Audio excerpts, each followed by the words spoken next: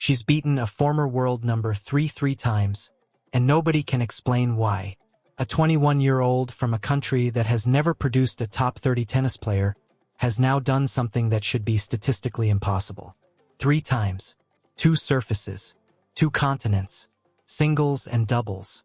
And every single time, the same woman walked off the court shaking her head, because the thing that has won her more than 20 titles simply stopped working. Her name is Alexandra Eala, and the player she keeps dismantling, Elina Svitolina, is not some journeyman ranked outside the top 100 who caught lightning in a bottle. This is a former world number 3, a 4-time Grand Slam semifinalist, an Olympic bronze medalist, a woman who has spent 15 years turning the sport's most dangerous hitters into frustrated, error-prone shadows of themselves. And she cannot solve a 21-year-old from Manila. Here's the part that should stop you cold. Berlin, June, on grass, 6-3, 6-4. Washington, August, on hard court at night, 6-3, 6-4. Same exact scoreline 6 weeks apart, on a completely different surface, against a completely different set of conditions. Tennis coaches spend entire careers teaching players how to rebuild their whole game when the surface changes, because what wins you a match in June is supposed to fall apart in August. So either this is the wildest coincidence in recent tennis history, or something is happening in this matchup that nobody on the broadcast is willing to say out loud. I went back through both matches point by point, and underneath the identical scorelines, there are 2 separate mechanisms working together, one visible if you know where to look, and one so well hidden that it doesn't even show up in these 2 matches at all. It shows up 3 days earlier, in a completely different match, when Eala was 1 game away from a straight-up collapse and everybody watching had already decided how the story was going to end. If you want to understand why one of the most reliable players on the entire WTA Tour keeps losing to the same opponent in the same way, stick around, because by the end of this you are going to watch tennis differently. And if that's the kind of breakdown you're here for, mechanics over highlights, patterns over hot takes, hit subscribe now because this channel exists for exactly this. Let's start with who Elina Svitolina actually is, because you cannot understand what's happening here until you understand how good she really is. Svitolina is not a name that shows up in an upset column by accident. She has been ranked as high as 3rd in the world. She has reached 4 Grand Slam semifinals. She won a bronze medal at the Tokyo Olympics. At 31 years old, she is one of the most respected competitors of her generation, and she has built her entire career on a single, devastatingly simple idea. She does not beat you with power. She beats you with time. Watch Svitolina play for 10 minutes and you'll notice something strange. She almost never goes for a shot that's designed to end the point outright. Every ball she hits has one job: survive to the next exchange. Get one more ball back. Then one more after that. Her opponent hits a good shot, she retrieves it. Her opponent hits a great shot, she retrieves that too. And somewhere around the 8th or 9th ball of a rally, the player on the other side of the net starts making a decision they would never make on ball 3. They go for a fraction too much. They aim a fraction too close to the line. They miss. Svitolina didn't force that error. She simply waited long enough for it to arrive on its own. That patience is why she's a 2-time WTA title winner already this season, including a run to the Rome title where she beat 3 top 4 players in 4 days. If a rally goes long, Svitolina is winning the point before the scoreboard even catches up. Now here's who was standing across the net from her. Alexandra Eala is 21 years old, from the Philippines, a country that had never before produced a player anywhere near the top 30 of the world rankings. As recently as early 2025, she was ranked around 140th in the world, a promising junior grinding through the lower levels of the tour with no guarantee she'd ever break through. Then Miami happened. As a 19-year-old wildcard, Eala knocked out 5-time Grand Slam champion IGA Swiatek in the quarterfinals, becoming the first player from the Philippines to reach a tour-level semifinal. It was the kind of run that either fades into a nice memory or becomes the foundation for something bigger. It became the foundation. By this July at Wimbledon, Eala did it again and on a much bigger stage. Facing the defending champion in the 3rd round, on center court, she beat Swiatek a 2nd time. This time in a brutal 2-hour, 14-minute battle that finished 7-6, 6-2. She became the first Filipino player in the Open era to reach the second week of a Grand Slam. She was in tears afterward, talking about growing up practicing after school with her brother and her grandfather, never imagining center court would be part of her story. Then Washington happened, and this is where it gets almost unbelievable. The hardcourt swing is supposed to be the reality check for a grass court breakout. Faster serves, flatter bounces, no soft ground to hide behind. Eala's first match was against Zhang Qinwen, an Olympic gold medalist. She lost the first set, then won the next two to advance. Her second match was against Leylah Fernandez, the defending champion of the entire tournament, a former US Open finalist who had already beaten Eala earlier this season in straight sets. This was not a favorable matchup on paper. Eala won the first set comfortably. Then Fernandez responded by ripping off 5 straight games to surge ahead 5-1 in the second set, one game from forcing a decider. At that point, in 90% of tennis matches, the outcome is already decided. The energy has shifted. The comeback door has closed. Eala won the next 5 games in a row. Then she closed out the tiebreak 7-1, leaving the defending champion with 42 unforced errors and no real explanation for what had just happened to her. By the time Eala walked onto the court against Svitolina for the Washington quarterfinal, she had already removed an Olympic champion and a defending champion in the space of about 48 hours. Nobody was calling her a lucky draw anymore. But here's what still didn't add up. Beating a big hitter is one thing. Big hitters have off nights. They go for too much and it doesn't land. Svitolina doesn't have off nights in that sense, because her game was never built on her own shots landing perfectly. It's built on you eventually cracking. Think of it as 2 completely different games being played on the same court. Svitolina plays a long game. She wants as many exchanges as possible, because every additional ball is another chance for her opponent to blink first. Eala, when she's at her best, plays a short game. Fewer exchanges, but every one of them decisive. One of those 2 approaches has to win the argument. And whoever controls how long the points last is the one who actually decides the outcome.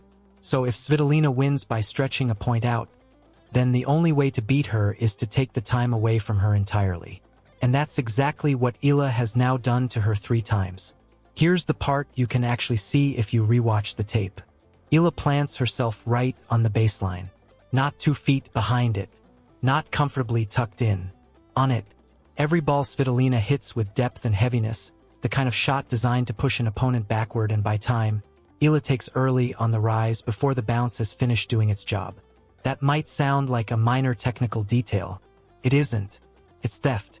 When Svitolina hits a deep, heavy ball, she isn't trying to end the point with it. She's buying herself roughly 2 seconds. 2 seconds to slide back to center court. 2 seconds to reset her feet, lower her hips, and get her body into the exact defensive shape that has made her one of the toughest outs in tennis for over a decade. Her entire system runs on those 2 seconds, and she has been collecting them reliably for 15 years. Eala doesn't give them to her. She meets the ball early and redirects it into space where Svitolina hasn't arrived yet. And once that happens 2 or 3 times in a row, the greatest defender in the draw stops defending and starts chasing. Now, the easy explanation the first time around was the surface. Berlin was grass, and grass is fast. The ball skids through low and quick whether the returner wants it to or not. So when Eala won that quarterfinal 6-3, 6-4 in June, it was tempting to file it away as a fast-court fluke, a young hitter catching a veteran off guard on unfamiliar footing. That's more or less what the tennis world did. Then Washington happened.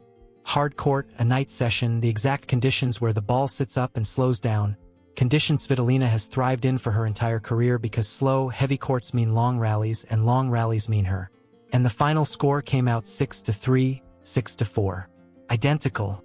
So here's the question worth sitting with. If you change the surface, change the continent, change the ball, change the time of day, and the result comes out the same down to the exact scoreline, then where is the actual variable?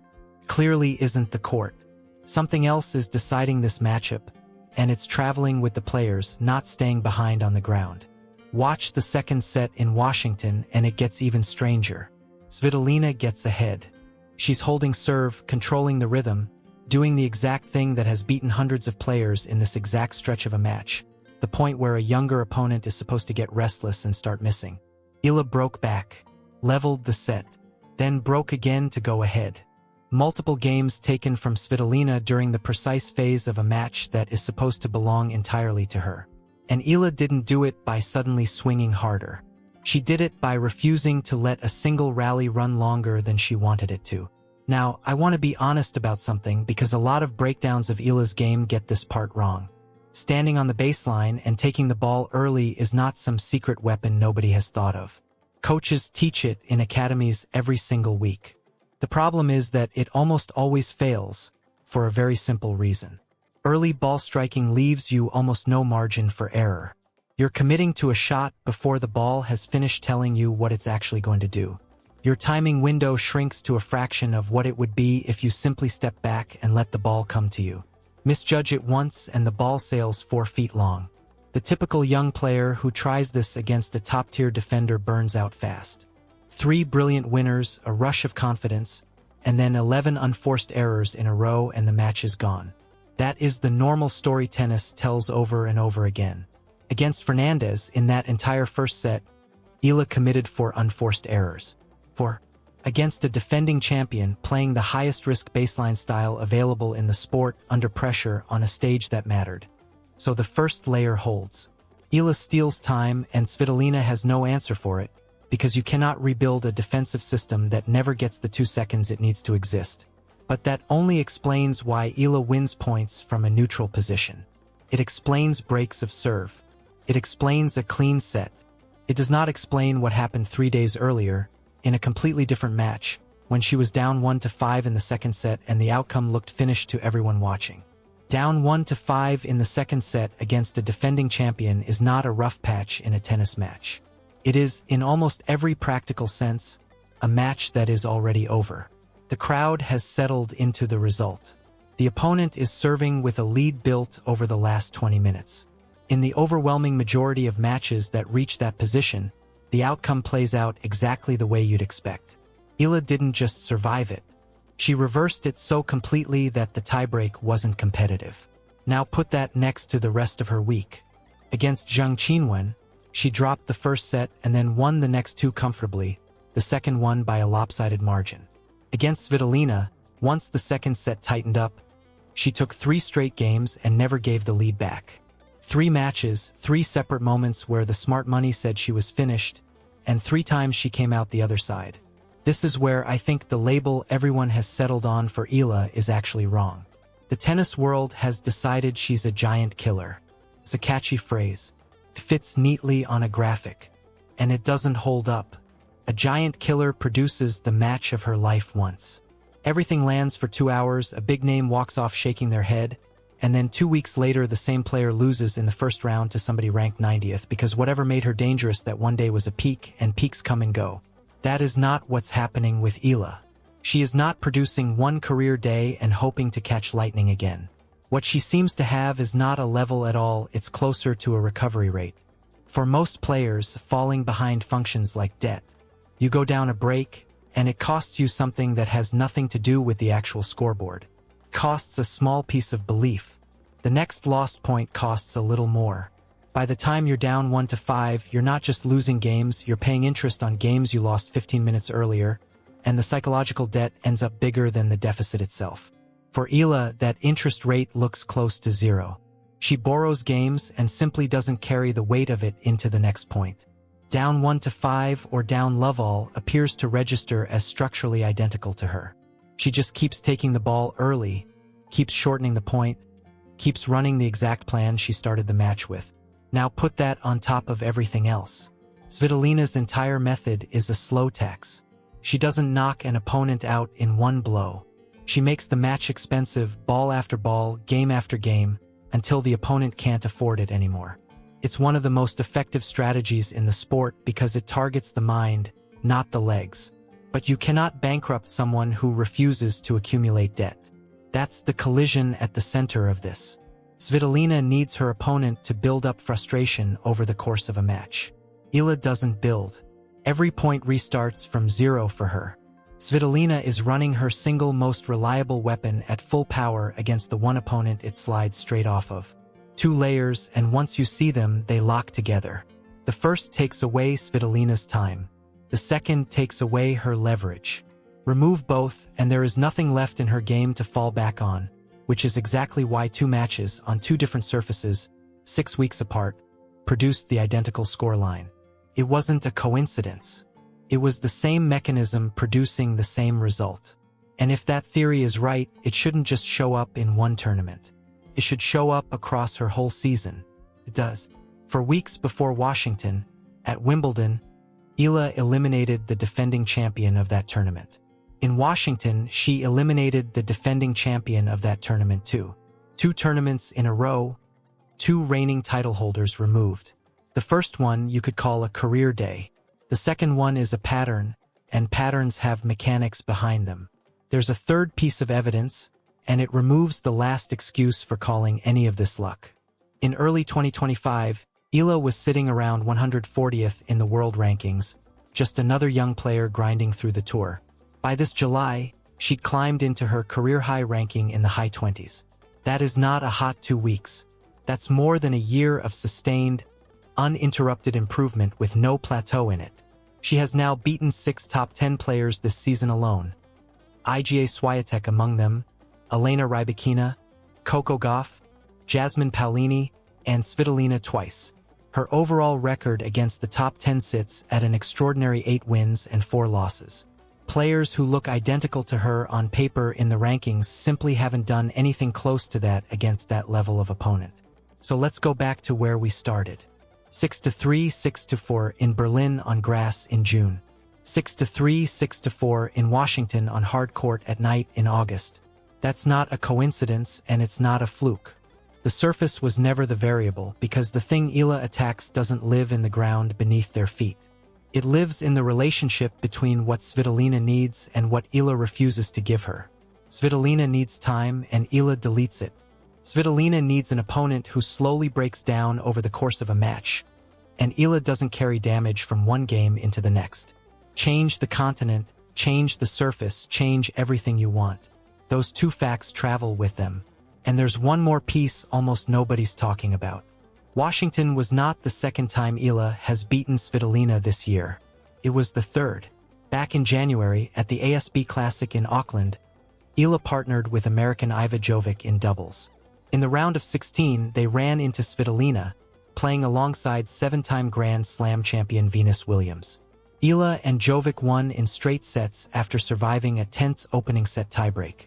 Singles and doubles, grass and hard court, 3 meetings this season, 3 wins. 0 losses for Eala against a former world number 3.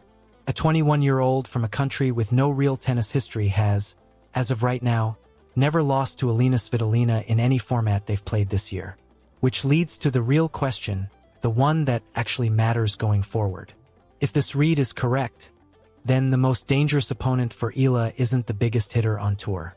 Raw power doesn't especially trouble her because power tends to shorten points, and short points are exactly what she wants. Her real problem would be someone who takes time away from her even faster than she takes it away from everyone else. Someone who gets to the ball earlier, serves bigger, and ends points before Eala can ever start dictating. Which brings us to who's waiting for her next. Naomi Osaka, for Grand Slam titles. One of the biggest serves the women's game has ever produced. A first-strike game off both wings built to end points in 3 shots or fewer. Osaka reached this semifinal by battling back from a set down against Elisabetta Cacciaretto, and she's been building momentum all summer. Read that against everything we just laid out. Svitolina wanted long points, so Eala took her time away. Osaka doesn't want long points at all. Osaka wants the point over before Eala has finished her split step. For the first time in this entire run, Eala might not be the one shortening the rally. She might be the one getting rushed. These two have never played a professional match against each other. 0 head-to-head history, no blueprint for either side to lean on. And there's more riding on this than just a trophy. As the rankings settle in before the US Open, staying inside the seeded group would mean avoiding a top-tier opponent in the very first round in New York, which opens up the entire draw in front of her. Every match from here forward is buying her a better path at the final major of the year. and step back even further because this is bigger than one bracket. No player from the Philippines, man or woman, has ever been ranked anywhere near where Eala is standing right now.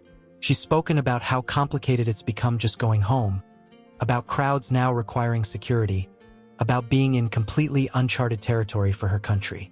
An entire nation is learning this sport in real time because one 21-year-old kept refusing to lose matches she was supposed to lose. So here's what I can't stop turning over. If falling behind genuinely doesn't cost her anything, if a 1-5 deficit and a level scoreboard really do look the same from inside her head, then what is the actual ceiling here? Because every other player on tour has a number, a point where the match becomes unwinnable in their own mind. Nobody has found hers yet. Washington didn't find it. Wimbledon didn't find it. Maybe Osaka finds it. Maybe nobody does this year. I'll be breaking down that semifinal the moment it's over, the same way we just did here, mechanics first, before anyone else has decided what it meant. If you want to be there for that one, subscribe now because this is exactly the kind of match that's going to need it.